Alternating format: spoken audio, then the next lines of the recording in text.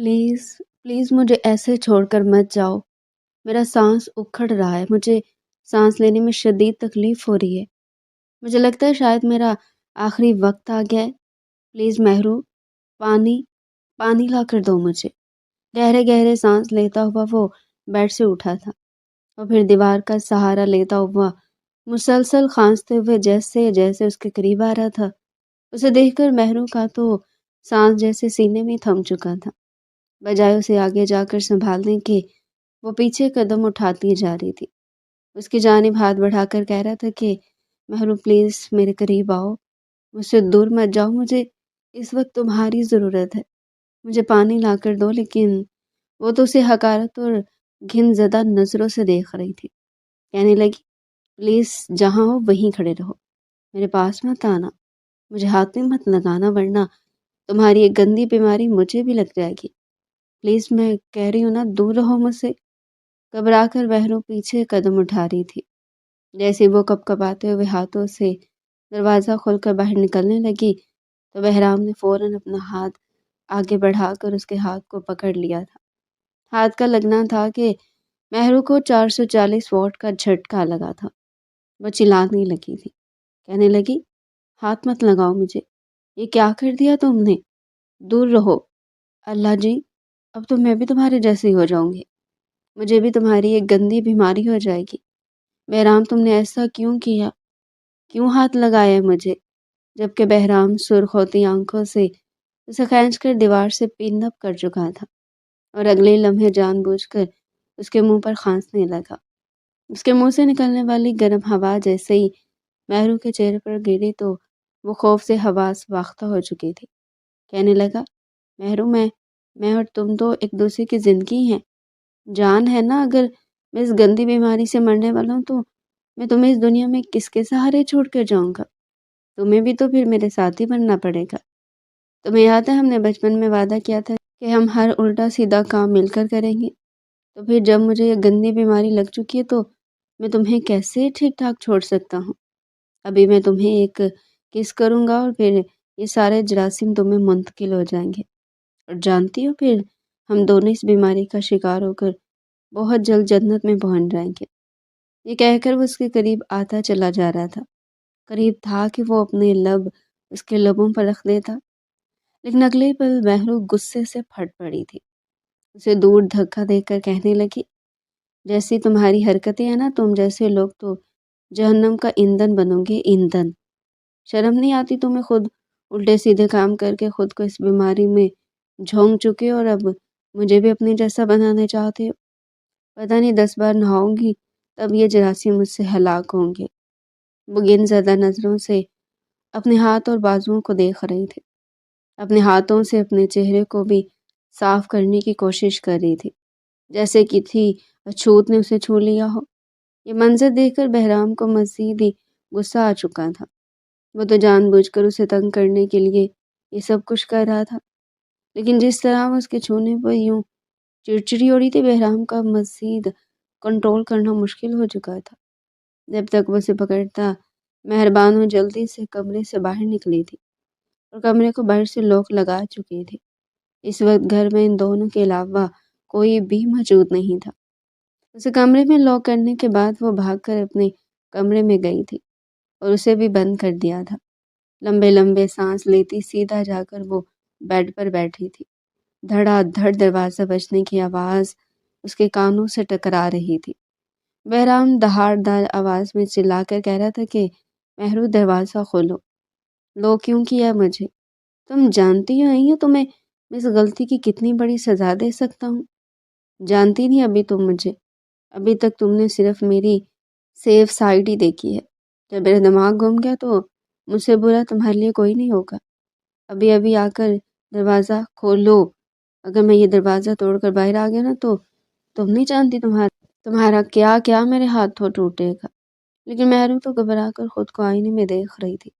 जिस तरह का उसका हसास मिजाज था, उसे ये डर हो रहा था कहीं वो बीमारी उसे भी ना लग जाए। अपने वजूद पर, गर्दन पर और हाथों पर उसे सुइयां सी चुभती हुई महसूस होने लगी। जल्दी से उसने बाथरूम में जाकर शावर खोला था और उसके नीचे खड़ी हो चुकी थी। मुंह ही मुंह में बड़बड़ा कर कहने लगी कि बहराम के बच्चे, तुम्हें मैं छोड़ूंगी नहीं। आने दो आज साया जी को, तुम्हारे सारे करतूत बताती हूँ मैं। जानबूझकर मुझे भी अपने जैसा खराब करना चाहते हो।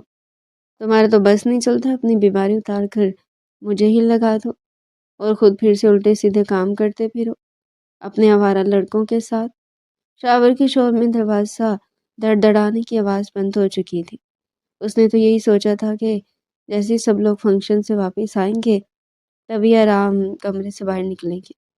नहाने के बाद जब उसने शावर बंद किया तो एकदम से सुकून छा चुका था। उसके बदन से पानी की बूंदें फर्श पर बह रहे पानी में गिरने तक की आवाज़ उसे अपनी समाइतों में महसूस हो रही थी। जब घर में बहराम मौजूद और फिर इतनी खामोशी, महरू को दाल में कुछ काला लगने लगा। उसने अपने हलक को तर किया और फिर एक गहरी सांस खारिज करके जैसे ही दरवाजे की तरफ हाथ बढ़ाया तो वहां पर उसके कपड़े मौजूद नहीं थे। हड़बड़ाई में वो नहाने के लिए आ तो चुकी थी, लेकिन कपड़े साथ लाना भूल चुकी थी। इस वक्त तौलिया ही था जो उसने अपने बालों पर लपेटा हुआ था। घर में वैसे तो कोई मौजूद नहीं था और उसने अपना कमरा भी लॉक कर रखा था।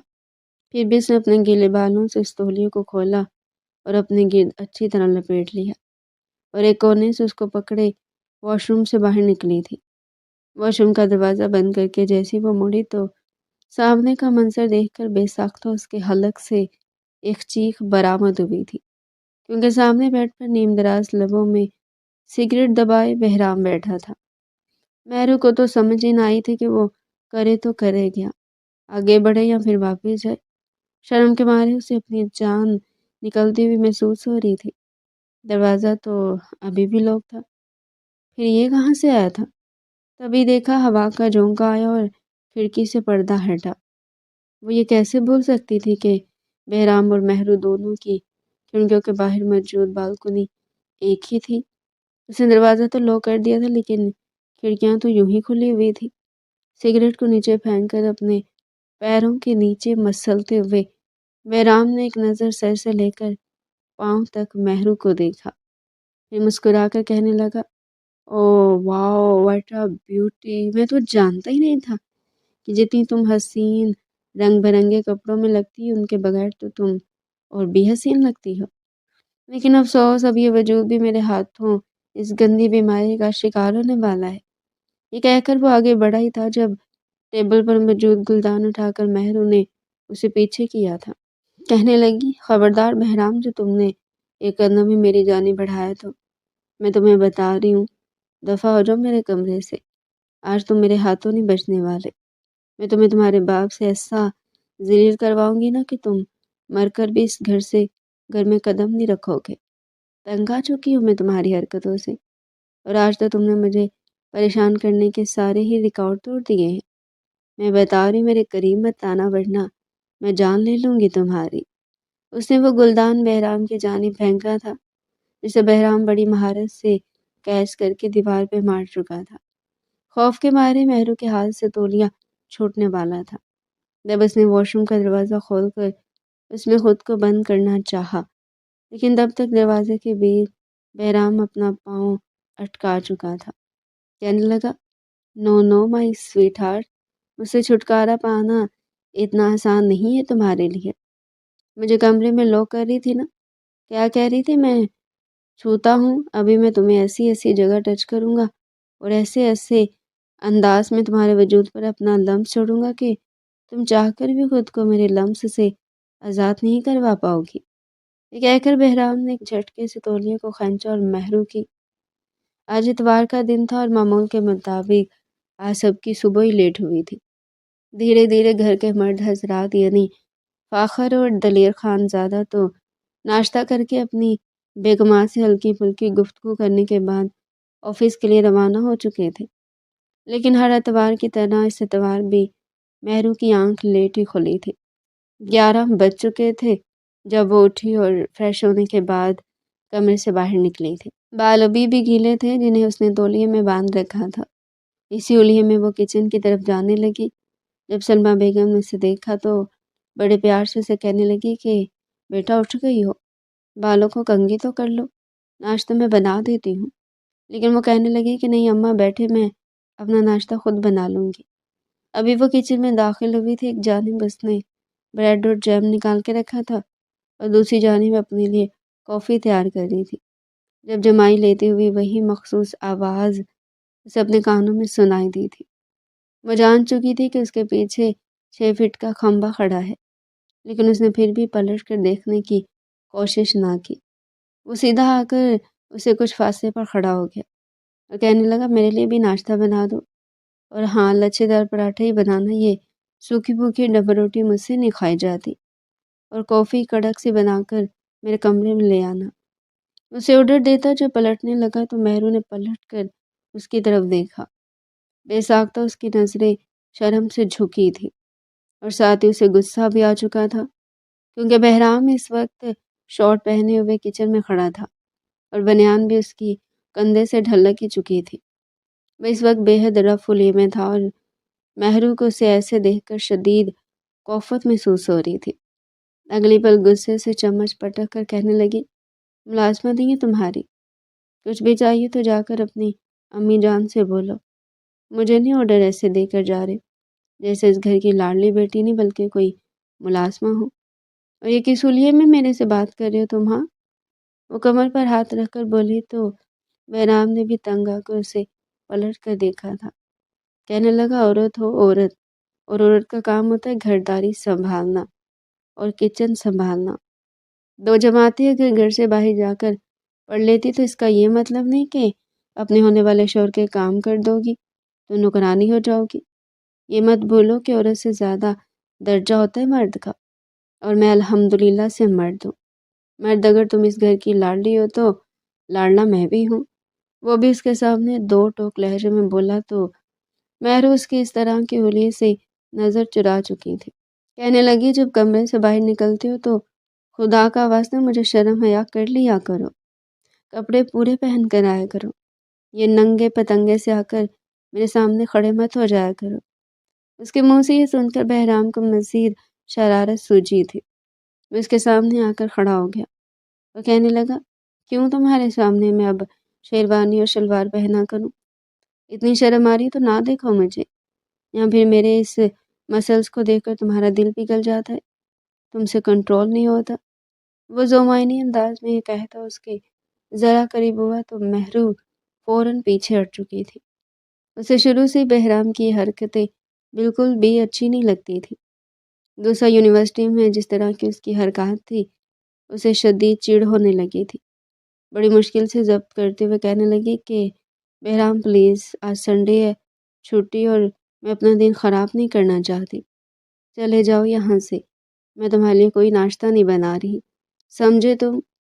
اسے یہ کہہ کر وہ واپس شیلف کی طرف مڑی تھی جب بہرام بھی پیر پر ٹختا کچن سے باہر نکلا۔ سامنے سلمیٰ بیگم اور نازیہ بیگم دونوں بیٹھی ٹی وی پر ڈرامہ دیکھ رہی تھی۔ دونوں عورتوں کو دیکھنے کے بعد کہنے لگا یہ لڑکی میرے ساتھ تھوپ رہی ہیں آپ، مجھے تو سمجھ ہی نہیں آتی کہ باقی سب کے دادا جان کی طرح میرے دادا جی نے بھی یہ فیصلہ کیوں کیا تھا؟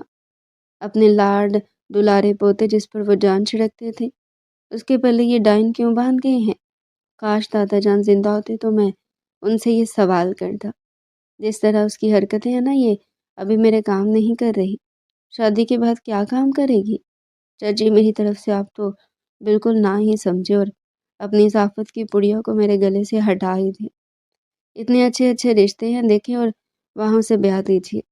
میں تو آپ کی بیٹی کو بالکل بھی رخصت کر کے اپنی زندگی میں شامل نہیں کرنے والا۔ مہرو نے جب یہ الفاظ سنے تو اس کے اندر بھی آگ لگ چکی تھی۔ سب کچھ وہیں چھوڑتی غصے سے باہر آئی اور کہنے لگی کہ تم کیا چھوڑو گے مجھے؟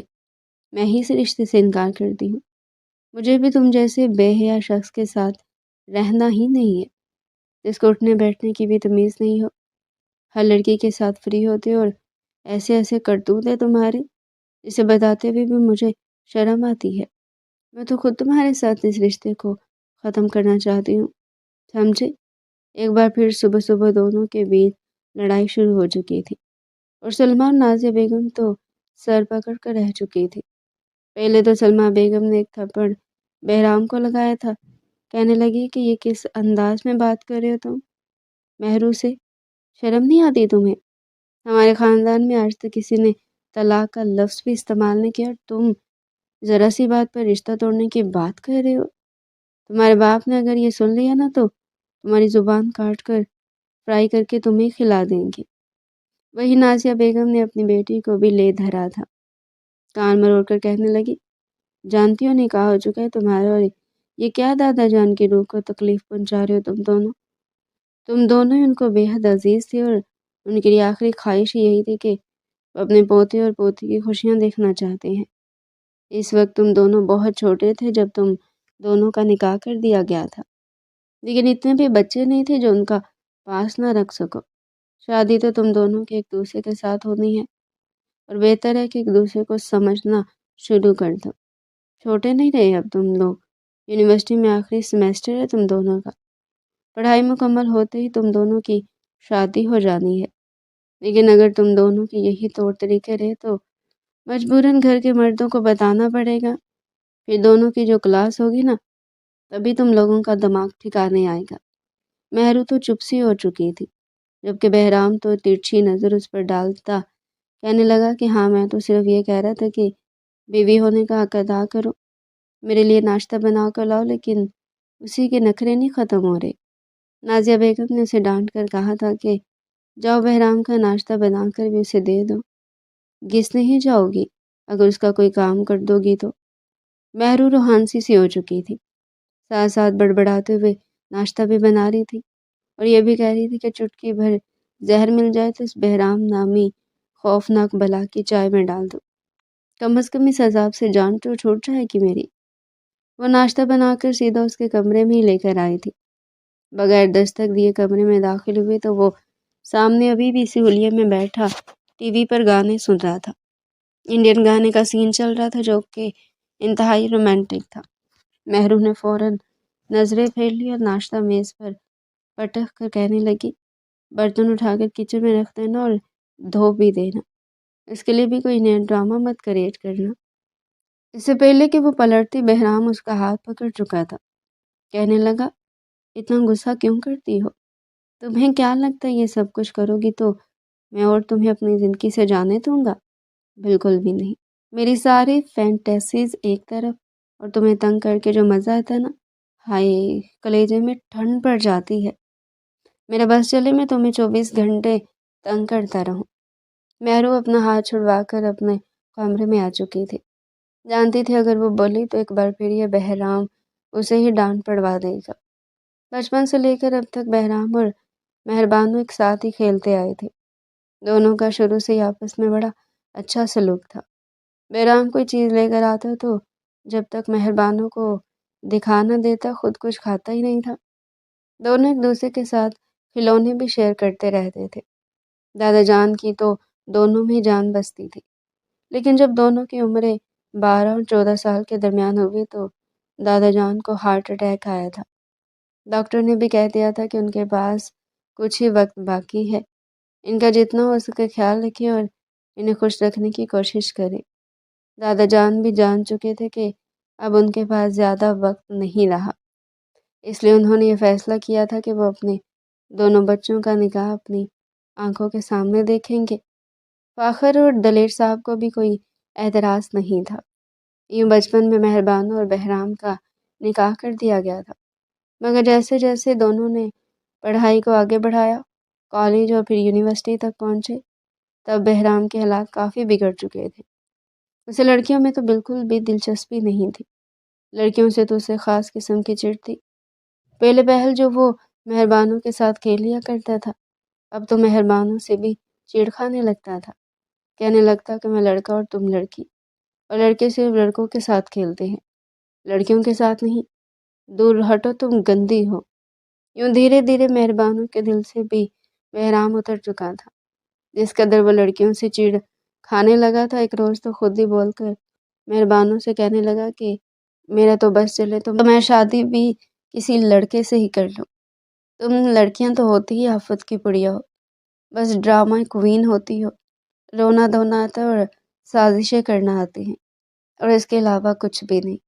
मेहरबाना भी उस दिन से उसे खरी खोटी सुनाती आई थी। एक बार जब कॉलेज के आखिरी दिन चल रहे थे تب بہرام کے سبھی دوستوں نے یہ پلان بنایا تھا کہ وہ لیٹ نائٹ آؤٹنگ پہ ساتھ جائیں گے اور خوب عیاشی بھی کریں گے، لیکن بہرام کے پاس پیسے نہیں تھے۔ وہ پہلے ہی اپنی پاکٹ منی ختم کر چکا تھا۔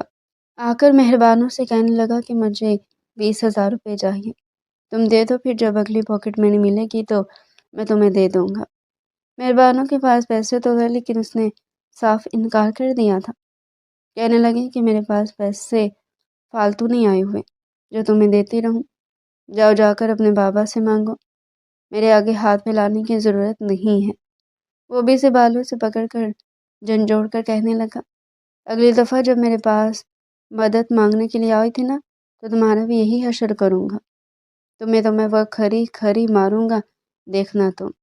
اسے کڑوی کو سیلی سناتا ہوا سیدھا اپنی ماں کے کمرے میں گیا تھا۔ کمرے میں اس وقت کوئی بھی موجود نہیں تھا، لیکن سامنے دراز کھلا ہوا تھا اور اس کی ماں کا پرس بھی سامنے پڑا ہوا تھا جس میں وہ اکثر پیسے رکھا کرتی تھی۔ بہرام نے چپکے سے اس پرس کو اٹھایا اور اس میں سے پیسے نکال کر جیب میں ڈالتا دوستوں کے ساتھ باہر جا چکا تھا۔ کچھ دیر بعد جب دودھ والا حساب کرنے کے لیے آیا تو سلمیٰ بیگم وہی پیسے نکالنے اپنے پرس کی طرف گئی تھی جو صبح ہی دلیر خان زادہ نے انہیں دے دیے تھے کہ دودھ والے کو دے دینا، مگر بٹوے میں صرف چند ہزار نوٹ ہی پڑے تھے۔ وہ تو پریشان ہو چکی تھی۔ جب ایسے ہی مہربانوں نے سنا تو فوراً کہنے لگی، مجھے تو لگتا ہے کہ یہ کام بہرام کا ہے، مجھ سے بھی وہ 20,000 مانگ رہا تھا، اور اتفاق یہ ہے کہ تائی جان کے آپ کے پرس سے بھی 20,000 ہی غائب ہے، اور آپ کا وہ لفنگا بیٹا بھی۔ یہ بات دلیر خان اور فخر صاحب تک بھی پہنچ چکی تھی۔ اس شام جب بہرام واپس آیا تو سختی سے اس سے پوچھا گیا کہ بتاؤ، کیا تم نے پیسے چوری کیے تھے؟ اپنے باپ اور چچا کے سامنے وہ جھوٹ بول نہ سکا اور کہنے لگا کہ جی وہ میں دوستوں کے ساتھ پارٹی کرنے گیا تھا۔ ایک زوردار تھپڑ پہلے تو اسے اپنے باپ سے پڑا تھا، اس کے بعد وہ کہہ چکے تھے کہ تم اب گھر رہو گے ہی نہیں، تم نے اب چوریاں کرنا بھی شروع کر دی ہیں، تمہاری عقل سے بھی ٹھکانے آئے گی جب گھر والوں سے اپنی ماں کی محبت اور پیار سے دور رہو گے۔ اگلی روز سے انہوں نے اس کا سامان پیک کروایا تھا اور یہ کہا تھا کہ جب تک تمہاری پڑھائی مکمل نہیں ہو جاتی تم ہاسٹل میں ہی رہو گے، گھر بالکل بھی قدم نہیں رکھو گے، اپنے سارے کام کاج تم خود کرو گے نا، تب تمہیں پتہ چلے گا۔ اور تو اور اس کی پاکٹ منی بھی کم ہو چکی تھی اور وہ بڑی خطرناک نظروں سے مہربانوں کو دیکھ رہا تھا، جانتا تھا کہ یقیناً اسی نے زبان کھولی ہوگی، ورنہ اس کی ماں میں تو بالکل بھی اتنی عقل نہیں تھی کہ وہ خود اپنے ہی بیٹے پر الزام لگا پاتی۔ اسے گھر سے نکلتا دیکھ کر مہربانوں نے سکھ کا سانس لیا تھا کہ کم از کم اب اسے بہرام کی کڑوی کو سیلی باتیں تو نہیں سننا پڑیں گی۔ بے شرموں کی طرح گھر میں کبھی تو شارٹ پہن کر ہی گھومتا رہتا تھا، کبھی لاؤنج میں ہی اپنا ورک آؤٹ کا سامان لے آتا اور ایکسرسائز کرنا شروع کر دیتا۔ یہ دیکھ کر مہربانوں کے دل کی دھڑکنیں تیز ہوتی رہتی تھی، اسے شرم بھی آتی تھی، ملازمائیں بھی گھور گھور کے اسے دیکھ رہی ہوتی تھی۔ یہ دیکھ کر مہربانوں کو بالکل بھی اچھا نہیں لگتا تھا۔ دھیرے دھیرے بہرام کا ہاسٹل میں دل لگ چکا تھا۔ یونیورسٹی میں بہرام مہربانوں کا سینئر تھا، کتنی روز تو یونیورسٹی میں اس نے مہربانوں سے بھی بات نہیں کی تھی، اس کی طرف دیکھتا بھی نہیں تھا۔ مہربانوں بھی اپنے ہی نخرے میں یونیورسٹی میں پڑھتی جا رہی تھی۔ جب ایک شام بہرام ہاسٹل گیا تو اس کے بیڈ پر اس کا دوست لیٹا ہوا کسی ٹک ٹاکر کی وائرل ویڈیو دیکھ رہا تھا۔ ہنس کر کہنے لگا کہ ابے یار دیکھ، یہ معصومیات اور شرافت کا ڈھونگ رچانے والی ٹک ٹاکر کی بھی وائرل ویڈیو آ گئی ہے۔ یہ سنتے ہی بہرام کے چہرے کا رنگ سرخ ہوا تھا، وہ بھی دھڑام سے اسی بیڈ پر گرتا اپنے دوست کے پاس لیٹ کر ویڈیو دیکھنے لگا تھا۔ ساتھ میں دونوں وہ ویڈیو دیکھتے ہوئے بڑی بے باک انداز میں کومنٹ پاس کر رہے تھے۔ جب اس کمرے میں رہنے والا تیسرا لڑکا بھی کمرے میں داخل ہوا، جب اس نے دونوں کو ایک ہی بیڈ پر لیٹے ہوئے دیکھا تو اس کے ذہن میں ایک شرارت آئی تھی۔ اگلی پل اس نے اپنے موبائل کا کیمرہ آن کر دیا اور ان دونوں کی ویڈیو بنانا شروع کر دی، اور کچھ اس اینگل سے بنائی جس سے لگے کہ جیسے دونوں ایک دوسرے کو بڑی محبت سے دیکھ رہے ہیں اور بات کر رہے ہیں۔ ساتھ ہی اس نے ویڈیو میں یہ بھی کہنا شروع کر دیا کہ دیکھیے، یہ ہے بہرام خان زادہ، ہمارا پٹھان دوست، جسے شاید بر وقت بیوی نہیں مل سکی، اور یہ یہاں پر ایک معصوم نہتے دوست کو اپنی ہی بیڈ پر لٹا کر نہ جانے کیسا الٹا سیدھا کام کرنے والا ہے۔ دیکھیے گائز، دیکھیے یہ بہرام خانزادہ کو، جس کی حیوانیت نے معصوم لڑکے کو بھی نہ بخشا۔ جیسے بہرام نے الفاظ سنے اور پلٹ کر دیکھا تو غصے سے آگے بڑھا تھا، اپنے دوست کو گالی دے کر کہنے لگا کہ ابے بغیرت، یہ کیسی بکواس کر رہا ہے، بند کر یہ کیمرہ، یہ نہ ہو کہ سچ میں تیرے ساتھ ہی میں کچھ کر دوں۔ تب تک وہ ویڈیو بند کر چکا تھا، لیکن بہرام کے الفاظ ویڈیو میں قید ہو چکے تھے۔ پھر اسے موبائل چھین کر ویڈیو ڈیلیٹ کروانے کا کہا، لیکن وہ تو ہاسٹل میں آگے آگے بھاگ رہا تھا، اور کوریڈور میں ان دو لڑکوں کی ہنسنے کی اور چلانے کی آوازیں تھی۔ آگے جانے والا لڑکا تو ہنسی جا رہا تھا اور بہرام اس کے پیچھے شور مچاتا جا رہا تھا کہ جواد موبائل مجھے دے، میں تجھے بتا رہا ہوں اگر تو نے اس ویڈیو کے ساتھ کچھ بھی الٹی سیدھی حرکت کی نا تو مجھ سے برا کوئی نہیں ہوگا تیرے لیے، مگر وہ فوراً بھاگتا ہوا ہاسٹل سے باہر نکل چکا تھا۔ جب تک بہرام باہر پہنچا وہ ہاسٹل سے باہر نکل کر رکشہ میں بیٹھ کر وہاں سے جا چکا تھا۔ جواد نے سوچا تو یہ تھا کہ اس ویڈیو کو بڑے ہی غلط انداز میں ایڈٹ کرے گا اور ایڈٹ کر کے بہرام کو تنگ کرے گا، لیکن ویڈیو ایڈٹ کرنے کے بعد جیسے اس نے بہرام کو واٹس ایپ کرنا چاہی، تب تک بہرام بھی اس تک پہنچ چکا تھا۔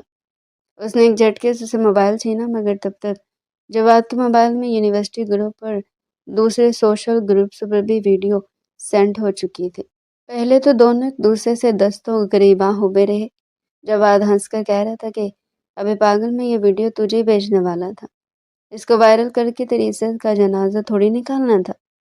جیسے بہرام نے موبائل کی اسکرین کو دیکھا تاکہ ویڈیو ڈیلیٹ کر سکے، تب تک بہت دیر ہو چکی تھی۔ وہ ویڈیو ہر طرف سینڈ ہو چکی تھی اور دیکھتے ہی دیکھتے یونیورسٹی کے تمام گروپس میں جنگل کی آگ کی طرح پھیل گئی۔ بہرام خانزادہ کی عزت کا تو جنازہ نکل چکا تھا، وہیں سے گروپ مہربانوں کا بھی تھا، جہاں پر لیکچرار نے کچھ دیر پہلے ٹاسک بھیجا تھا، لیکن ساتھ ہی آنے والی یہ ویڈیو دیکھ کر مہربانوں کے تو کانوں سے دھواں ہی نکل چکا تھا۔ وہ تو پہلے بہرام پر شک کیا کرتی تھی، ہر وقت اسے غصہ کرتی رہتی تھی، لیکن یہ ویڈیو دیکھنے کے بعد اس کا دماغ ہی گھوم چکا تھا۔ اٹھ کر فوراً باہر آئی اور اپنی ماں اور تائی کو ویڈیو دکھا کر کہنے لگی، یہ دیکھیے آپ کا وہ لاڈلا کیسے الٹے سیدھے کام کر رہا ہے ہاسٹل میں جا کر، اور آپ لوگ چاہتے ہیں کہ میں شخص کے ساتھ شادی کروں؟ جیسے اس کی حرکتیں اور جتنا یہ لڑکوں کے ساتھ فری ہے نا، میں تو مر کر بھی اس سے شادی نہیں کروں گی، بس میں اس رشتے کو اب ختم کرنا چاہتی ہوں۔ دونوں خواتین تو سر پکڑ کر بیٹھ چکی تھی۔ یہ خبر فخر اور دلیر خان تک بھی پہنچ چکی تھی۔ دونوں ہی آگ بگولا ہو کر بہرام تک پہنچے تھے۔ اس سے پہلے کہ وہ اسے تھپڑ پڑتا وہ انہیں یقین دلانے لگا، یہاں تک کہ اس کے باقی دوست بھی یقین دلا رہے تھے کہ جیسا آپ سوچ رہے ہیں نا ویسا کچھ بھی نہیں ہے، ہم نے یہ ویڈیو جان بوجھ کر ایڈٹ کی تھی، صرف اور صرف اسے تنگ کرنے کے لیے، لیکن ایک غلطی کی وجہ سے ہر طرف سینڈ ہو گئی، جبکہ حقیقی ویڈیو تو یہ ہے۔ یونیورسٹی کے پرنسپل کو جب وہ اصل ویڈیو دکھائی گئی تو وہ چپ ضرور ہو چکا تھا، لیکن ہاں البتہ بہرام کو یونیورسٹی سے سسپینڈ ضرور کر دیا گیا تھا۔ پہلے تو بہرام کا کافی مذاق بنا تھا، لیکن دھیرے دھیرے معاملہ ٹھنڈا پڑ چکا تھا۔ بہرام کو ان باتوں سے کوئی خاص فرق نہیں پڑتا تھا، کیونکہ اس نے جب ایسا کچھ کیا ہی نہیں تھا تو وہ سر جھکا کر کیوں چلتا؟ البتہ اسے اس سب کے پیچھے مہربانوں ہی نظر آتی تھی۔ اسے لگتا تھا اگر مہربانوں اس روز اس کا چوری والا راز نہ کھولتی تو وہ کبھی بھی اس نوبت سے نہ گزرتا۔ وہی مہربانوں بھی اسے شک کی نظروں سے دیکھنے لگی تھی۔ ہاسٹل سے واپس آنے کے کچھ روز بعد ہی بہرام کی طبیعت خراب ہو چکی تھی۔ اسے شدید قسم کی الرجی پتہ نہیں کہاں سے لگ چکی تھی، آنکھیں بھی سرخ ہونے لگی تھی، اور پہلے سے وہ کافی کمزور بھی ہو چکا تھا۔ اس روز جب فاخر صاحب اسے ڈاکٹر کے پاس لے کر آئے تو کہنے لگے کہ ڈاکٹر بھی پریشان ہو گئے کہ اس کی کھانسی ٹھیک ہو کیوں نہیں ہو رہی، جو بھی ٹیسٹ کروایا سب کلیئر ہے، وہ تو کہہ رہے ہیں کہ اب ہمیں کچھ اور ٹیسٹ بھی کروانے پڑیں گے، پتہ چل رہا ہے کہ اس کی یہ طبیعت اتنی خراب کیوں ہو رہی ہے اور دن بدن یہ کمزور کیوں ہوتا جا رہا ہے۔ मेहरबानो भी वहीं पर मौजूद थी। घूर घूर कर वो बहराम को ही देख रही थी। शक तो उसके जहन में पहले ही पनप रहा था। सीधा अपने कमरे में गई और उसकी इस बीमारी को सर्च करने लगी कि पता तो चले इसे है क्या, लेकिन तभी देखते ही देखते वह सारी अलामात एड्स से जाकर मिली थी। मेहरबानों की सुई तो वहीं अटक चुकी थी। वो यही सोचने लगी थी कि जिस तरह के इसके गंदे काम और जैसे ये करतूत हॉस्टल में करता है ना, यकीनन इसको एड्स ही हो चुका होगा। बेशर्म कहीं का, बेहया, इसे तो सज़ा मिल ही रही है कम से कम। मैं तो अब इसे अपनी ज़िंदगी में शामिल नहीं करने वाली। वो तो उससे यूं दूर रहने लगी थी जैसे वो कोई अछूत हो। अपनी माँ से भी कह चुकी थी कि अम्मा आप ये बहराम के पास मत जाया करें। देख नहीं रही इसकी तबीयत कितनी ख़राब होती है। ताई तो चलो उसकी अम्मा है, उसके काम कर देती, लेकिन आप जो कभी उसे अपने हाथों से ब्रेड खिला रही है ना, तो कभी दूध पिला रही है। कहीं आपको भी वो इन्फेक्शन लग गया जो उसे है, तो फिर मैं आप जैसी प्यारी सी अम्मा कहाँ से लाऊंगी। उसके मुंह से ये सुनकर नाजिया बेगम ने उसे थप्पड़ ही जड़ दिया था। कहने लगी कि शर्म तुझे आती नहीं है। बेचारा लड़का खांस खांस कर अपना गला जख्मी कर चुका है। रात को लेटता है तो उसे सीधा सांस नहीं आती, और तूने एक बार भी जाकर उससे नहीं पूछा कि वो कैसा है। मेरे साथ चल और जाकर बहराम की तबीयत का पूछ। पता नहीं क्या बनेगा तुम्हारा कल को। उसे तुम्हारा शौहर बनना है, तुमने ही उसे संभालना है। लेकिन पता नहीं आजकल के बच्चे क्या समझते हैं एक दूसरे को। उसे डांट डपट कर बहराम के कमरे में लेकर गई थी। वाकई में वो पहले से काफ़ी कमज़ोर हो चुका था। आंखों के नीचे हल्के भी पड़ चुके थे। उसकी यह हालत देखकर तो उसे बिल्कुल कन्फर्म ही हो चुका था कि यकीनन उसे कोई बड़ी बीमारी लग चुकी है। उसे दूर होती सोफे पर बैठ चुकी थी। फिर अपनी माँ की आंखें दिखाने पर कहने लगी कि बहराम कैसे हो अब, तुम्हारी तबीयत ठीक नहीं होगी। बहराम ने तिरछी नज़रों से उसे देखा था। फिर तड़प कर कहने लगा, ठीक होता तो यहाँ ना बैठा हुआ था। मेहरबानों भी अंदर तक लिख चुकी थी। किसी काम के तहत जैसे ही नाजिया बेगम कमरे से गई तो बहराम उसे ही देख रहा था। काफ़ी दिनों बाद उसे नज़र भर कर उसे देखा था और वो उसे अच्छी भी लगने लगी थी। न जाने क्यों, मगर पहली बार ऐसा हुआ था कि उसने अपने और उसके बीच इस रिश्ते को महसूस किया था। जबकि मेहरबान उसे यूं खुद को घूरता देखकर कहने लगी कि क्यों, क्या हुआ मुझ में? क्या तुम्हें अपने वो दोस्त लड़के दिखाई दे रहे हैं जो घूर घूर कर देख रहे हो? सच मानो तो जो गंदे काम तुमने किए हैं ना, ये उसी की सज़ा है। और अब पता नहीं टेस्ट में कौन सी बड़ी बीमारी निकलेगी। मुझे तो लगता है कि तुम्हें कुछ बड़ी खतरनाक बीमारी लग चुकी है, तभी तुम्हारी हालत ऐसी हो चुकी है। बेहतर है कि जाए नमाज भी चाहो, तहज्जुद पढ़ो और नेक काम करो।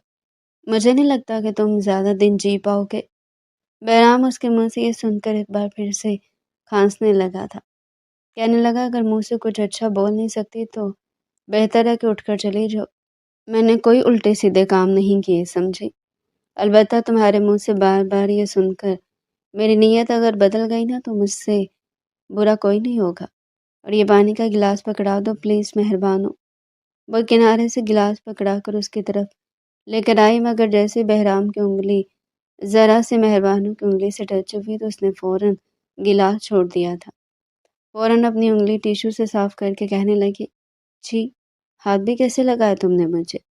तुम्हारे वाले जर्म्स मुझे लग गए तो? उसकी हरकत पर बहराम को गुस्सा आया था। कहने लगा, क्या मतलब? क्या मुझे कोई कोढ़ का मर्ज़ लग गया है जो जरासीम तुम्हें चिपक जाएंगे? अगली पल वो कहने लगी, कोढ़ नहीं हुआ, लेकिन एड्स तो हो चुका है ना। ये कहकर फ़ौरन मैं अपनी ज़ुबान को दांतों तले दबा चुकी थी। जबकि बहराम तो उसका चेहरा देखता रह गया था। कहने लगा, क्या कहा है तुमने? ये क्या बकवास की है तुमने? लेकिन वह फ़ौरन अपनी घबराहट पर काबू पाने के बाद कहने लगी कि जो किया है ना, सच ही कहा है। मैं क्या, तुम्हारी इस वीडियो को देखने के बाद सभी जान चुके हैं कि तुम्हारी हकीकत क्या है। कम से कम मेरे सामने तो मासूम बनने की कोशिश मत करो। तुम्हारे साथ ये जो कुछ भी हो रहा है ना, बिल्कुल ठीक हो रहा है। इसी काबिल हो तुम। कम से कम इसी तरह मेरी जान तो छूटेगी ना तुमसे। ये कहते हुए वो कमरे से बाहर जा चुकी थी और बहराम तो तड़प कर रह चुका था। اتنا تو وہ بھی جانتا تھا کہ اسے کوئی ایسی بڑی بیماری نہیں ہے، بلکہ سانس کی نالی میں انفیکشن ہونے کی وجہ سے الرجی ہو چکی ہے، جو کہ بہت جلدی ٹھیک بھی ہو جائے گی۔ مگر اس لڑکی کو وہ اب چھوڑنے والا نہیں تھا۔ وہ بھی اپنی جانب سے پورا پکا پلان سوچ کر بیٹھا ہوا تھا۔ بار بار اپنی ماں کو آواز دینے لگا، امی مجھے پانی دے دیں، امی پلیز مجھے واش روم تک لے جائیں، امی بیٹھ بیٹھ کر تھک چکا ہوں، مجھے لاؤنج میں بیٹھنا ہے، پلیز یہ ٹی وی آن کر دے۔ سلمیٰ بیگم تو بار بار اس کے کاموں پر تھک کر رہ چکی تھی۔ ایک قدم ان کا کچن میں ہوتا تھا اور دوسرا بہرام کے کمرے میں۔ کہنے لگی کہ بیٹا ٹھیک کب ہوگے تم؟ میں تو بالکل گھن چکر بن کر رہ چکی ہوں۔ اس کے ماتھے پر پیار کرتے ہوئے بولی تو وہ بھی فوراً ان کے سینے سے لگ کر کہنے لگا کہ اماں مجھے لگتا ہے کہ آپ کو میری شادی اب کروا دینی چاہیے۔ میری بیوی ہوگی تو آپ کو یوں میرے اور گھر کے کام تو نہیں دیکھنا پڑیں گے۔ مجھے بھی یہی لگتا ہے کہ کاش میری ایک بیوی ہوتی، میرے پاس رہتی، رات کو مجھے واش روم جانا ہوتا آپ تو اپنے کمرے میں سو رہی ہوتی ہیں۔ کل رات بھی مجھے پانی پینا تھا، حلق میں جلن ہو رہی تھی، لیکن جگ ہی خالی پڑا ہوا تھا۔ اگر میری ایک عدد بیوی میرے پاس ہوتی تو مجھے یوں پیاس تو نہیں دیکھنا پڑتی۔ یہ سن کر سلمیٰ بیگم بھی سوچ میں پڑ چکی تھی۔ کہنے لگی کہ ہاں بات تو ٹھیک ہی ہے تم نے، لیکن اب تمہاری طبیعت ٹھیک ہوتی تو تمہاری اور مہربانوں کی شادی بھی کروا دیتی۔ یہ سن کر اس کے چہرے پر شیطانی مسکراہٹ آئی تھی، جبکہ لاؤنج میں داخل ہوتی مہربانوں کے کان تو جیسے وہیں پر کھڑے ہو چکے تھے۔ وہ یونیورسٹی سے واپس ابھی ابھی لوٹی تھی اور تائی کے منہ سے الفاظ سن کر ان کی جانب دیکھنے لگی۔ کہنے لگی کیا کہا تائی جان آپ نے ابھی ابھی؟ نازیہ بیگم بھی وہیں آ چکی تھی۔ وہ ان کے سامنے ان دونوں کے شادی کی رخصتی کی بات کرنے لگی تو مہربانوں پیر پٹکتی ہوئی کمرے میں جا چکی تھی۔ بہرام تو چاہتے یہی تھا، اگلے 2 دن میں تو اس نے مہربانوں کی ناک میں دم کر کے رکھ دیا تھا۔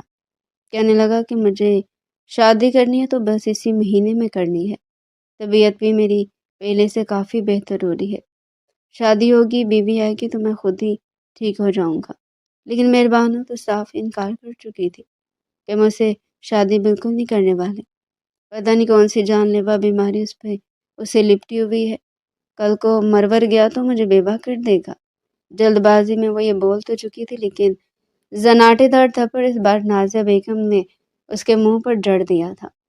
کہنے لگی بکواس کر رہی ہو کیا تم؟ شرم نہیں آتی تمہیں؟ گھر کا اکلوتا بیٹا ہے وہ، اور تم ایسے ایسی بد دعائیں دے رہی ہو۔ تم جانتی ہو نا ہم سب بہرام سے کس قدر محبت کرتے ہیں، اور میں تمہاری زبان کھینچ کر رکھ دوں گی اگر دوبارہ تم نے بہرام کو لے کر اس طرح کے الفاظ کہے تو۔ شکر مناؤ کہ تمہاری 2 گز لمبی زبان کو دیکھنے کے باوجود تمہاری تائی اور تایا کچھ کہہ نہیں رہے اور تمہیں بہو بنانے پر باز ضد ہیں، ورنہ تم جیسی بد زبان کو تو کوئی معصوم شریف لڑکا اپنائے بھی نہ۔ دوبارہ میں نے تمہارے منہ سے یہ الفاظ سنے تو مجھ سے برا کوئی نہیں ہوگا۔ اپنی ماں سے تھپڑ کھا کر وہ واپس بیڈ پر بیٹھ کر رونے لگی تھی۔ پھر اس روز وہ بہرام سے بھی یہی کہنے کے لیے گئی تھی کہ جب تک تمہارے ٹیسٹ کلیئر نہیں ہو جاتے تب تک میں تم سے شادی نہیں کروں گی، لیکن اس سے پہلے بہرام اس کے قریب آیا تھا اور وہ اسے لاک کر کے اپنے کمرے میں چلی آئی تھی، مگر وہ وہاں بھی پہنچ چکا تھا۔ طبیعت اس کی پہلے سے کافی بہتر تھی، لیکن جان بوجھ کر خود کو بیمار ثابت کر کے وہ مہربانوں کو تنگ کر رہا تھا۔ گھر والے اس شام کسی دعوت نامے میں گئے ہوئے تھے اور مہربانوں ایک گھر پر اکیلی تھی۔ اسے واش روم کی دیوار کے ساتھ لگائے اس سے پہلے کہ کوئی حرکت کرتا کمرے کا دروازہ کھلا تھا۔ کمرے کا دروازہ کھلتے ہی سامنے واش روم کے کھلے دروازے سے اندر کا منظر بھی بخوبی دیکھ سکتے تھے۔ سلمیٰ اور نازیہ بیگم دونوں ہی واپس آ چکی تھی، لیکن گھر میں داخل ہوتے مہربانوں کی اور بہرام کی آوازیں سن کر وہ سیدھا مہربانوں کے کمرے کی طرف ہی آئی تھی، اور سامنے کا منظر دیکھ کر دونوں خواتین تو غصے سے لال پیلی ہو چکی تھی۔ چلا کر کہنے لگی کہ یہ کیا چل رہا ہے تم دونوں کے بیچ؟ فوراً ہی مہربانوں نے دھکا دیا تھا اور واش روم کا دروازہ بند کیا تھا۔ بہرام تو ہڑبڑا کر ہی رہ گیا، شرم کے مارے وہاں سے باہر نکلا تھا۔ دونوں عورتوں نے بہرام سے تو کوئی سوال کیا ہی نہیں، لیکن مہربانوں کے سر پر کھڑی تھی۔ نازیہ بیگم اس کا کان ایک بار پھر کھینچ کر کہنے لگی کہ ویسے تو تمہارے منہ سے ہر بار بہرام کے لیے الٹے سیدھے لفظ ہی نکلتے تھے، میں نے بہرام سے شادی نہیں کرنی، یہ نہیں کرنا، وہ نہیں کرنا، اور اب ذرا سا موقع ملتے ہیں تم دونوں کے جذبات جاگ چکے تھے۔ چل کیا رہا ہے واش روم میں تم دونوں کے بیچ؟ سلمیٰ بیگم بھی اسے گھور کر دیکھ رہی تھی کہ ہم تو کتنے مہینوں سے کہہ رہے ہیں کہ بھائی تم دونوں کی رخصتی کر دیتے ہیں، خیر سے گھر کا کاروبار ہے، پڑھائیاں بھی تم لوگوں کی ہوتی رہیں گی، بہرام اپنے باپ کا بزنس بھی سنبھالے گا، اگر شادی کرنی تھی تو بتا دیتے، تمہاری رخصتی کر دیتے، لیکن یہ بغیر رخصتی کے یہ سب کچھ کب سے چل رہا ہے تم دونوں کے بیچ؟ ہمارے سامنے ہر وقت ایک دوسرے کی جان لینے پر تلے رہتے اور اکیلے میں یہ سب کچھ چل رہا ہوتا ہے۔ مہربانوں کا تو سانس ہی تھم چکا تھا، اسے بہرام پر شدید غصہ آیا تھا، وہ تو اس کے بارے میں بتانا چاہتی تھی لیکن خود ہی پھنس چکی تھی، کہنے لگی کہ نہیں ایسی بات نہیں ہے، میں آپ کو ساری حقیقت بتاتی ہوں، لیکن دونوں خواتین کے لیے تو یہ حقیقت ہی سچ بن چکی تھی۔ کہنے لگی کہ مرد حضرات آتے ہیں تو اب ان کے سامنے فیصلہ ہو کر رہے گا۔ رات کو جب دلیر خان اور فاخر خان زادہ گھر میں داخل ہوئے تو دونوں خواتین ان سے کہہ چکی تھی کہ اسی مہینے ان کی رخصتی کی ڈیٹ فکس کر دیں۔ دونوں مرد اصل بات کو سمجھ نہیں پائے تھے، لیکن چونکہ وہ یہ بتا چکی تھی کہ بہرام اور مہربانوں بھی یہی چاہتے تو انہیں بھی پھر اس بات سے کوئی خاص فرق نہیں پڑا تھا۔ وہ تو خوشی خوشی مہینے کی آخری تاریخوں میں فنکشن ڈسکس کر چکے تھے اور پھر گھر میں پرجوش انداز میں تمام تر تیاریاں شروع کر دی گئی تھی۔ مہربانوں تو رو رو کر اپنا حلیہ ہی بگاڑ چکی تھی، کھانا پینا چھوڑ چکی تھی، جبکہ بہرام اسے چڑھاتا اس کے سامنے کبھی کھانا کھاتا تو کبھی اسے چڑھانے کے لیے اس کے سامنے کھانستا، کہنے لگا فکر مت کرو مائی ڈیئر وائف، گن گن کر چن چن کر بدلے لوں گا، ایسے ایسے بدلے لوں گا کہ تمہارے وجود کا پور درد سے تڑپے گا اور مجھ سے معافی مانگے گا، تمہاری وجہ سے آج تک جو کچھ برداشت کیا نا میں نے، ایک ایک چیز کا بدلہ لوں گا میں تم سے۔ اس کی باتیں سن کر مہربانوں کو اور بھی ڈر لگ رہا تھا، اتنا تو وہ بھی جانتی تھی کہ بہرام جیسے بندے کی آگے وہ زیادہ دیر ٹک بھی نہیں پائے گی۔ شاپنگ کا سلسلہ شروع ہوا تو بہرام اور وہ دونوں ساتھ ہی شاپنگ کے لیے جاتے تھے۔ بہرام نے اس کی ساری شاپنگ اپنی مرضی کی تھی، وہ کچھ بھی نہیں بولی تھی، کہنے لگی کہ جب دلہا میری پسند کا نہیں ہے تو جوڑے بھی مجھے میری مرضی کے نہیں چاہیے۔ بہرام سب کے سامنے اسے چڑھا کر کہنے لگا دلہن بھی تو میری پسند کی نہیں ہے، لیکن یار شادی تو زندگی میں ایک ہی بار ہوتی ہے نا، تمہاری اور میری بھی تو کم از کم یہ سوچ کر ہی دل کو دلاسا دے رہا ہوں کہ کپڑے تو برانڈیڈ اور پسند کے ہی دلا رہے ہیں، گھر والے بیوی نہ صحیح، وہ بھی اس پر طنز کے نشتر چلاتا ہنس کر آگے بڑھ چکا تھا۔ سوچ تو وہ بھی چکی تھی کہ اتنی آسانی سے بہرام کو خود سے جیتنے نہیں دے گی۔ وہ وقت بھی آیا جب مہندی کا فنکشن تھا، دونوں کو ایک ساتھ بٹھایا گیا تھا اور رسمیں کی جا رہی تھی۔ بہرام کافی خوش لگ رہا تھا، لیکن مہربانوں کے چہرے پر کوئی خوشی نہیں تھی۔ فنکشن جیسے ہی ختم ہوا تو بغیر کچھ کھائے پیے وہ اپنے کمرے میں چلی آئی تھی اور بھوکی سو چکی تھی۔ اگلے روز اس کی رخصتی تھی، رخصتی کا فنکشن ہال میں رکھا گیا تھا، وہ دلہن بن کر ہی بے حد خوبصورت لگ رہی تھی، لیکن ابھی بھی چہرے سے مسکراہٹ غائب تھی۔ بہرام نے جب دلہن بنی ہوئی مہربانوں کو دیکھا تو جیسے وہ تو کھو چکا تھا، اس کے حسن پر فدا ہوتا چلا جا رہا تھا، وہ جو اسے اتنے قریب سے تنگ کرتا رہا تھا، اسے اب خود پر ہی غصہ آنے لگا کہ اس نے اپنی اتنی پیاری سی بیوی کو کیوں اتنا ستایا۔ کچھ دیر بعد ایک مہمانوں کو الوداع کہہ کر سبھی واپس گھر آ چکے تھے اور سلمیٰ بیگم اپنی بیٹی جیسی بہو کو بہرام کے کمرے میں چھوڑ کر جا چکی تھی۔ دلہن بنی بیڈ پر بیٹھی تھی، لیکن آنکھوں سے آنسو بھی گرنے لگے تھے، کیونکہ یونیورسٹی سے آنے والی اس کی سہیلیاں اور کلاس فیلوز اس کے پاس بیٹھی تھی۔ تبھی ایک لڑکی نے کلس کر اسے یہ کہہ دیا تھا کہ تمہاری ہمت ہے جو اسے وائرل لڑکے کے ساتھ شادی کرنی ہو، قسم سے اگر تمہاری جگہ میں ہوتی نا تو بہرام جیسے لڑکے کی طرف مڑ کر بھی نہ دیکھتی۔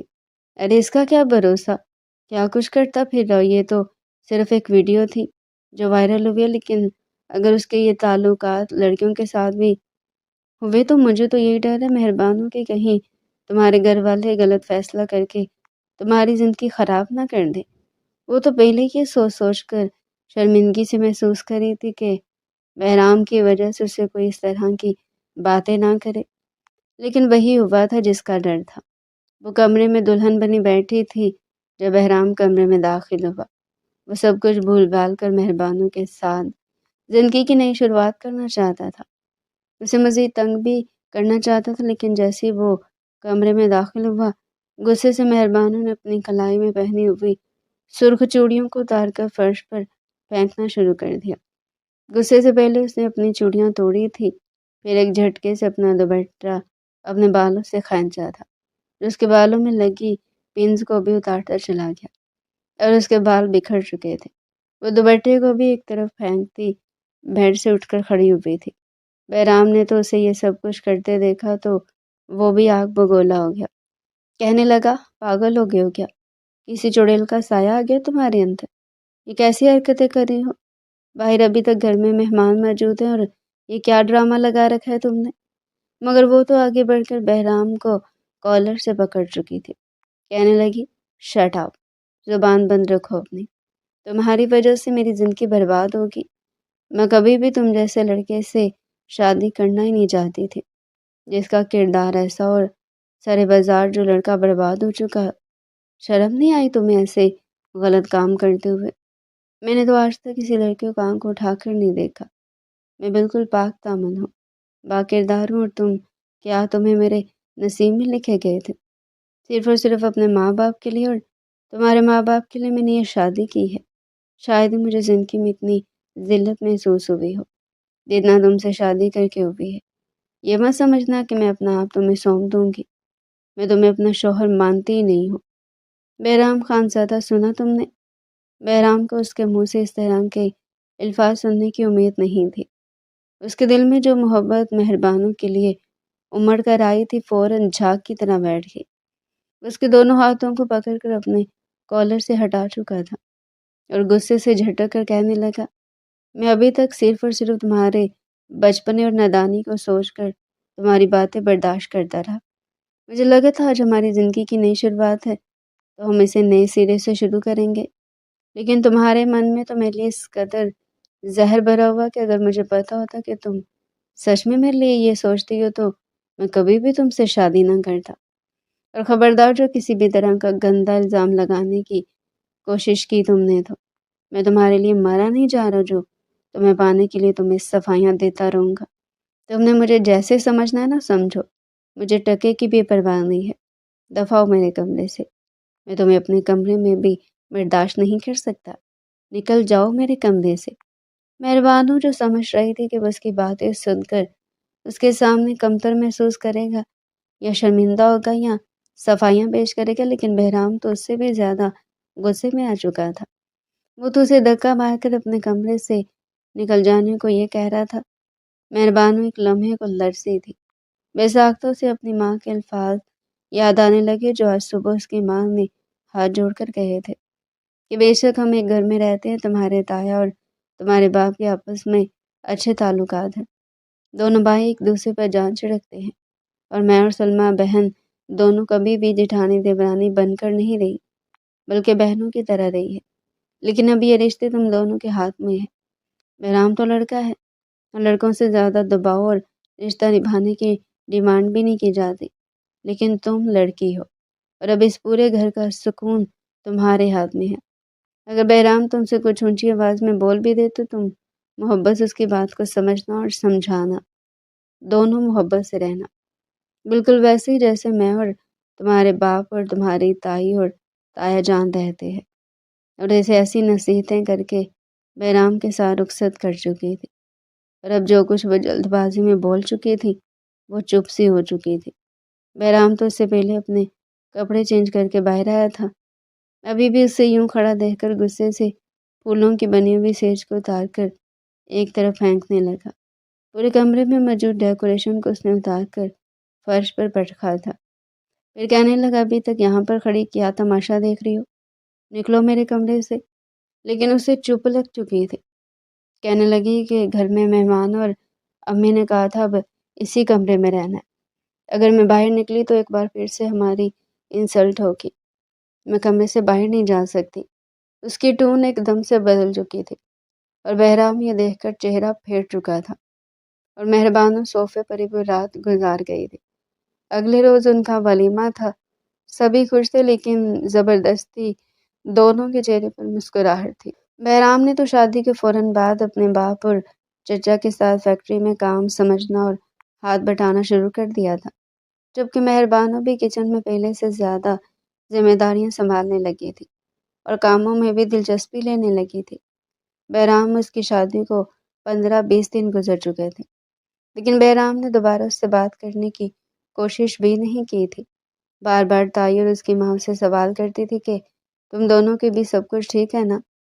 پہلے تو پھر چلو تم دونوں کے بیچ کوئی نوک جھونک ہوتی رہتی تھی لیکن گھر میں رونق لگائے رکھتے تھے، لیکن شادی کے بعد تو تم دونوں بالکل چپ ہی لگ چکی ہو اور وہ کچھ جواب ہی نہ دے پاتی۔ ایک بار جب بہرام سے پوچھا گیا تو وہ تو صاف الفاظ میں کہہ چکا تھا کہ جو بھی پوچھنا آپ مہربانوں سے پوچھے، کیونکہ میں تو سچے دل سے اس کے ساتھ زندگی میں آگے بڑھا تھا، لیکن اس نے شاید مجھے اپنا شوہر سمجھا ہی نہیں، گلی کا کتا سمجھ رکھا ہے جسے جب چاہے رفع دفع کر دیا۔ یہ الفاظ سن کر مہربانوں کے دل میں چبھن ہوئی تھی اور اس کے بعد نازیہ بیگم نے اسے وہ لیکچر دیے تھے کہ اس کا سر درد کرنے لگ گیا تھا۔ وہ خود ہی اپنے الفاظ پر شرمندہ تھی، اسے ایسا نہیں کہنا چاہیے تھا، یہ جانتے ہوئے بھی کہ وہ ویڈیو فیک ویڈیو تھی، جان بوجھ کر ایڈٹ کی تھی، وہ بھی ہنسی مذاق میں، پھر بھی وہ اسے اپنے شکی اور وہمی ذہن کی وجہ سے بہرام کے ساتھ اپنا رشتہ کیوں خراب کر رہی تھی۔ اس شام جب بہرام سب کے ساتھ واپس آیا تو اس کے آنے سے پہلے اس نے کامدار سا جوڑا پہنا تھا، بالوں کو کھولا تھا اور ہلکا پھلکا میک اپ بھی کیا تھا کہ بہرام اسے ایک نظر دے کر اس کی تعریف کرے، لیکن بہرام نے اس کی طرف ایک نظر دیکھنا بھی گوارا نہیں کیا تھا۔ اس کے لیے اپنے ہاتھوں سے کھانا بنانے لگی تھی، کافی بھی بنا کر لائی تھی کہ بہرام کو اس کے ہاتھ کی کافی بہت پسند تھی، لیکن بہرام نے تو پینے سے انکار کر دیا تھا کہ مجھے چاہیے ہوگی تو میں خود بنوا لوں گا۔ مہربانوں سے مزید یہ سب کچھ برداشت نہیں ہوا تھا۔ وہ دو ٹوک لہجے میں کہنے لگی کہ بس کر دے بہرام، بیوی ہوں میں آپ کی، کیوں کر رہے ہیں آپ میرے ساتھ ایسا؟ وہ جو لیپ ٹاپ پر کچھ کر رہا تھا لیپ ٹاپ کو ایک طرف رکھ کر کہنے لگا، اچھا اب یاد آ گیا کہ بیوی ہو تم میری؟ اس وقت کیا یاد نہیں آیا تھا جب تمہیں دلہن بنا دیکھ کر میں تمہارے ساتھ اپنے جذبات کا اظہار کرنے کے لیے مرے جا رہا تھا، تمہیں اپنا سمجھ کر ہی تمہیں تنگ کر رہا تھا، لیکن تم نے کیسے مجھے ذلیل کیا تھا؟ کیا مرد کے اندر کوئی انانی ہوتی جو تم نے یہ سمجھ لیا تھا کہ تم مجھے روندتی رہوگی اور میں پھر بھی تمہارے پیچھے پیچھے آؤں گا؟ مہربانوں کی آنکھوں میں آنسو آ چکے تھے، وہ اسے معافی مانگنے لگی، کہنے لگی کہ مجھے معاف کر دے، بس غصے اور نادانی میں یہ سب کچھ کر گئی، لیکن میں معافی مانگتی ہوں، آپ سے میں دوبارہ ایسا کچھ نہیں کروں گی، پلیز میرے ساتھ اپنا رویہ ٹھیک کر لیں، میں آپ کے ساتھ زندگی میں آگے بڑھنا چاہتی ہوں، آپ کے ساتھ خوش رہنا چاہتی ہوں، آخر کب تک ایسا چلتا رہے گا؟ لیکن بہرام خاموش تھا، کہنے لگا مجھے تو گندی بیماری ہے نا، کتنی شرم کی بات ہے کہ میری بیوی میرے بارے میں ایسا سوچتی ہے کہ میں ایسے گندے کردار کا مالک ہوں اور مجھے ایڈز جیسی گندی بیماری ہے۔ مہربانو فوراً آگے بڑھ کر اسے کندھوں سے تھام چکی تھی، کہنے لگی کہ نہیں پلیز، وہ سب کچھ تو بس آپ کے ساتھ غصے اور چڑچڑے پن میں ایسا کرتی تھی، پتہ نہیں کیوں میرا دماغ اتنا خراب ہو گیا تھا، اب ایسے بالکل بھی نہیں ہے، پلیز آپ جو کہیں گے میں وہ کروں گی، آپ کی ہر بات مانوں گی، لیکن مجھ سے مزید ناراض مت رہیں۔ بہرام نے جب اسے یوں اپنی منتیں ترلے کرتے ہوئے دیکھا تو اسے اچھا نہیں لگا تھا، یہ لڑکی اسے ہمیشہ اپنے سامنے اکڑی ہوئی اور چڑتی ہوئی اچھی لگتی تھی، وہ اسے یوں اپنے سامنے جھکانا نہیں چاہتا تھا، فوراً ہی پگھل چکا تھا، کہنے لگا کہ ٹھیک ہے، لیکن اگر دوبارہ تم نے کبھی مجھے کسی بھی بات سے روکا ٹوکا جو من میں آ گیا، مجھ سے برا کوئی نہیں ہوگا، تمہارے لیے سمجھی؟ تو وہ ہاں میں سر ہلا چکی تھی، بالکل کسی معصوم بچے کی طرح، اور پھر بہرام اور وہ دونوں بیٹھ کر باتیں کرتے تھے۔ جیسے ہی کمرے کی لائٹ آف کرنے لگی تو کہنے لگا ایسے کیسے مان لوں کہ تم سچ میں بدل گئی ہو؟ جب تک تم مجھے میرا حق نہیں دو گی مجھے یقین نہیں آئے گا کہ تم سچ میں میرے ساتھ زندگی کی نئی شروعات کرنا چاہتی ہو۔ مہربانو شرما چکی تھی اور وہ اسے اپنی باہوں میں بھر چکا تھا، آنکھوں ہی آنکھوں میں وہ اسے اپنے وجود پر دسترس لینے کی اجازت دے چکی تھی، اور وہ بڑی محبت اور اپنائیت کے ساتھ اس کے وجود پر اپنا لمس چھوڑنے لگا تھا۔ وہ رات مہربانوں کی زندگی کی یادگار رات بن چکی تھی۔ اگلی صبح جب وہ اٹھی تو شرمائی شرمائی سی تھی۔ اس کے چہرے پر موجود نکھار دیکھ کر دونوں خواتین بھی سمجھ چکی تھی کہ بچوں کی زندگی اب بہتری کی طرف لوٹ رہی ہے۔ دونوں خواتین ایک گہری سانس خارج کر کے چہرے پر مسکراہٹ لائی تھی۔ بہرام اور مہربانوں کے وہی نوک جھونک شرارتیں پھر سے شروع ہو چکی تھی، اور خانزادہ حویلی میں ایک بار پھر سے وہی رونق جاگ اٹھی تھی۔ سلمیٰ بیگم تو دونوں کی حرکتیں دیکھ کر سر پکڑ کر رہ جاتی کہ نمونو تم دونوں کے بچے دنیا میں آنے کا وقت ہو چکا اور تم دونوں خود ہی بچوں کی طرح لڑتے رہتے ہو، اور اس عقل سے پیدل مہربانوں کو کوئی سمجھائے اس کا چوتھا مہینہ چل رہا ہے، سیڑھیوں سے ہی اچھلتی کودتی پھرتی ہے جیسے اسے کچھ پرواہ ہی نہ ہو۔